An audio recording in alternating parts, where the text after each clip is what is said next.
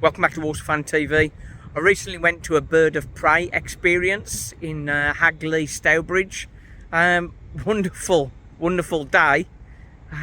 It's certainly a great gift for somebody. It's not the kind of thing that people buy for themselves, but certainly a great gift for anybody who likes birds of prey and sort of life experiences. Here's some shots. Hope you enjoy them. Same as us, go to the session on, we just feed them so then they're ready for another morning to do it. He's ready for that food, isn't he?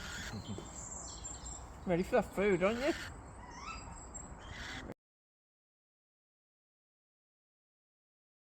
I've seen these quite a lot over the years, sat on fence posts and things about 3-4 foot off the ground. Because he's carnivore, he doesn't like apple. Oh dear, he's told that one a few times, hasn't he? That's it. He's told that one a few times.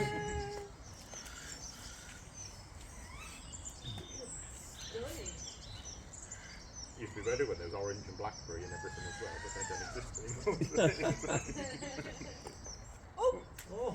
Oh, you come over here if you like. That's it.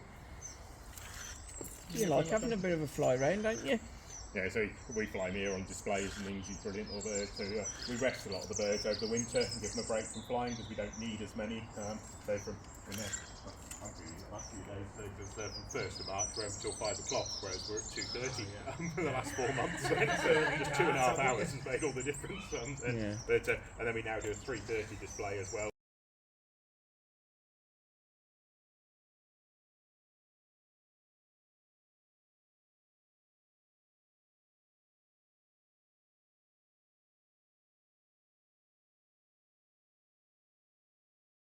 There you go.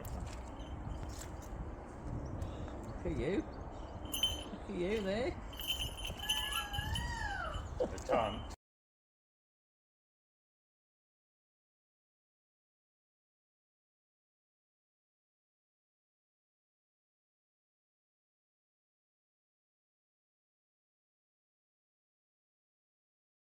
Oscar. Oscar. You're going to let go of your guesses?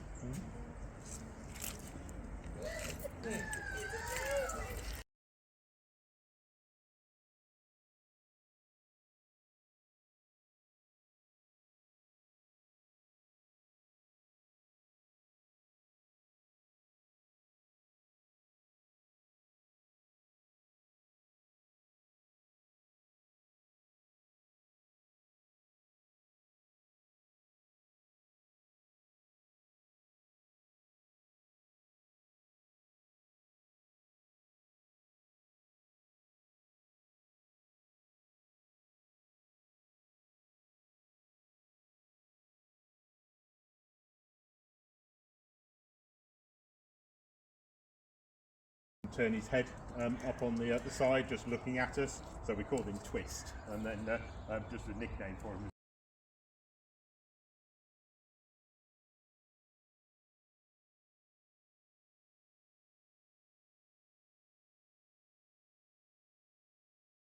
Hunting. Yeah. So they've got that was an owl piece. They've got long.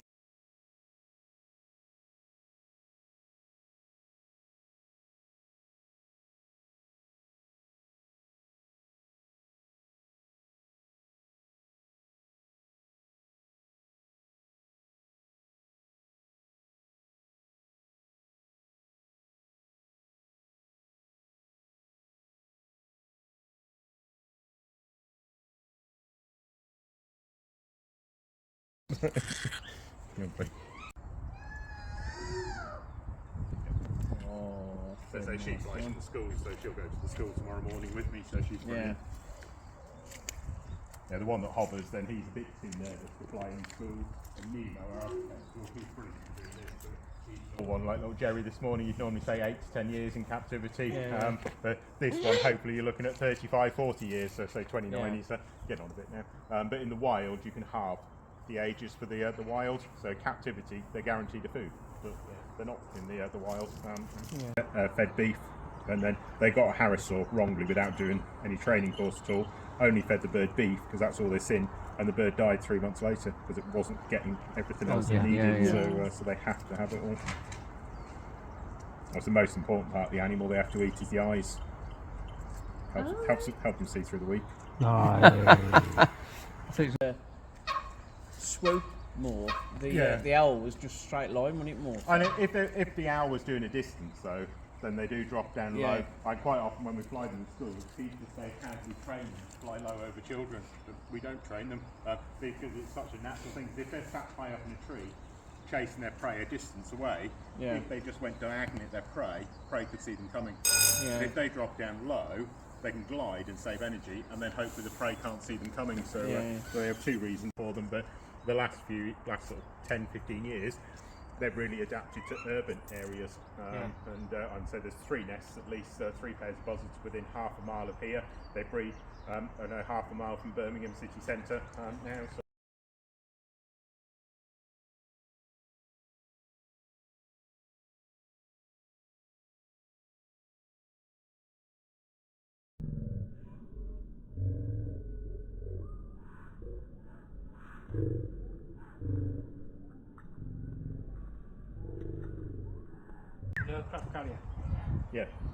obviously aeroplanes obviously always landing into the wind as well. Do you drive an Audi? No, that's cold. Her in the schools, so I won't take it tomorrow because they're doing owls. But I like to show. You like him? You go, boy. Whoops. Oh, Sorry, I dropped my book.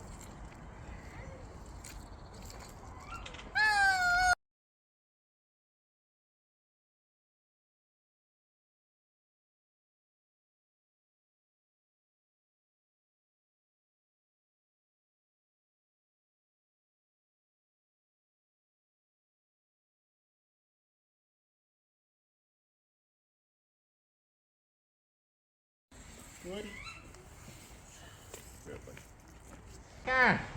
Other birds will, like seagulls and things, but the birds of prey don't do what they're flying. Sweet-natured bird. So again, sweet like let me know when you've got it.